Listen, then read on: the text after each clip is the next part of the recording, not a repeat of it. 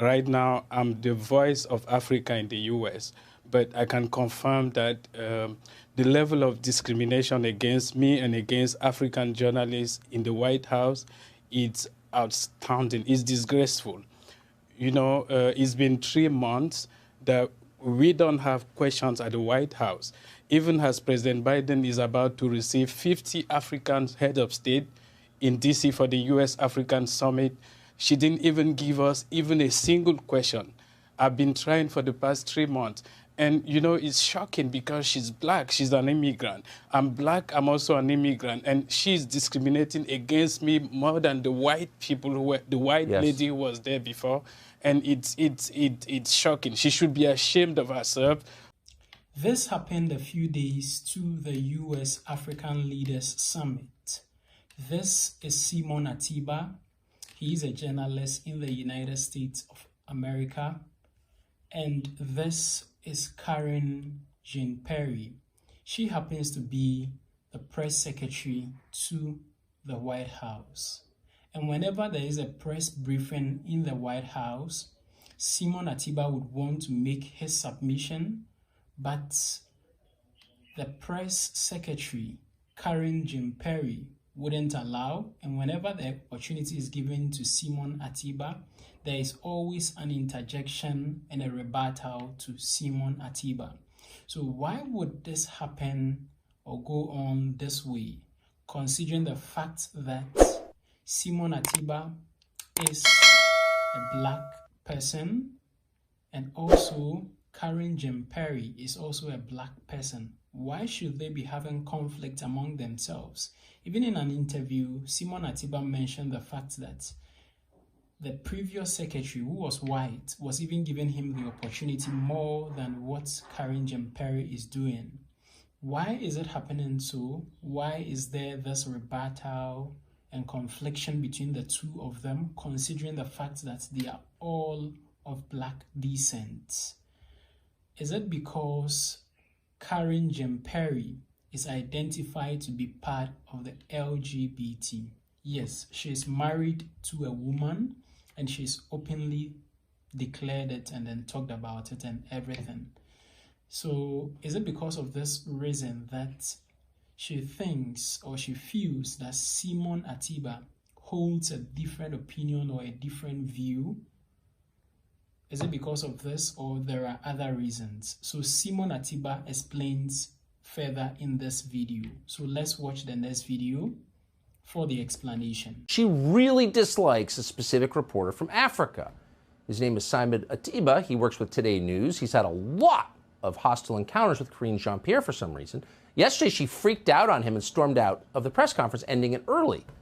We kept track of this weird psychodrama going on. Here are some clips from it. She's asking about the origin of COVID-19. I hear the question. And Dr. Fauci is the best person to answer that question. I hear your question, but we're not doing this the way you want it. This is the disrespectful. It is. I'm done. Simon, I'm done. I'm Simon, I'm done. I'm done with you right now. So what's the difference between President Trump not doing anything while the Capitol was being attacked and President Biden not doing anything while protesters, while the Supreme Court justices were under attack? To say that there is no difference, that is just unbelievably wrong. But is it concerned that Supreme Court justice I'm moving on. I'm moving on. You don't give us questions. Okay. I'm trying to answer your question. Go ahead, sir. Go ahead. Again, I just tried. You wouldn't let me. Go ahead. No, but can I just tried, and you would not let me, sir. So your colleague is going to ask a question. Go ahead. Let me ask you a question. No, I literally just tried to answer your question. You shut me down. So now your colleague is going to. Let me ask the question first before you answer. Okay. Thanks, everybody. I'll see you tomorrow. Question on the respect for America? It's a good thing she's unarmed, or Simon Atiba would be in deep trouble.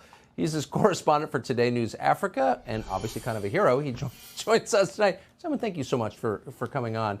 Wait, you can feel it watching that tape. She is mad at you. Why do you think that is?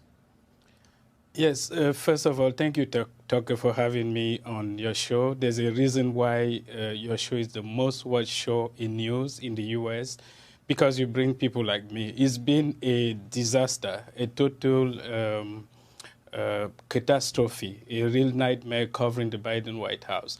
Right now, I'm the voice of Africa in the U.S., but I can confirm that the level of discrimination against me and against African journalists in the White House is outstanding. It's disgraceful.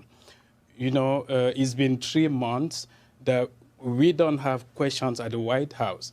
Even as President Biden is about to receive 50 African heads of state in D.C. for the U.S.-African Summit, she didn't even give us even a single question. I've been trying for the past 3 months. And, you know, it's shocking because she's black. She's an immigrant. I'm black. I'm also an immigrant. And she's discriminating against me more than the white people who were, the white lady who was there before. And it's shocking. She should be ashamed of herself for doing that. And it's heartbreaking. She's obviously a bigot. You can see it in her face. She really, really dislikes you. Do you suppose it's because you don't have the same views that someone who looks like you should have, in her opinion? Yes, so I believe that has to do maybe with 2 or 3 things. The first thing, I sound different. I wasn't born here. I was born in Cameroon. I speak French. I speak different languages. I don't have the American accent. I tried, I failed, and I've decided to stick with my accent. So I'm an immigrant, and she doesn't like that. And I asked tough questions. For instance, I will ask her, how is it understandable that President Biden is inviting 50 African heads of state to the U.S. who will spend almost $50 million each, and he doesn't have 5 minutes to spend with each of them? He won't have any one-on-one with any of those African presidents who are coming here in countries where money is already a big problem. Why not have this meeting on Zoom, for instance? You know, and so I asked questions about COVID. How do you explain that 1 million people, if we have to go by the official figures, 1 million Americans were killed by COVID, and we don't know where COVID came? You lied to us. You told us the COVID came from bat to human, and then now we understand that it probably came from the lab, and that's the most consequential question. And she wouldn't even allow Diana from, Daily Caller to ask that question. And when I intervene and say that, no, you need to allow her to ask the question, I'm being blacklisted, and it's unfortunate, it's disgraceful. Well, you are always welcome on this show, and I suspect we will see you again. Simon and Tiba, thank you so much. We're on your side.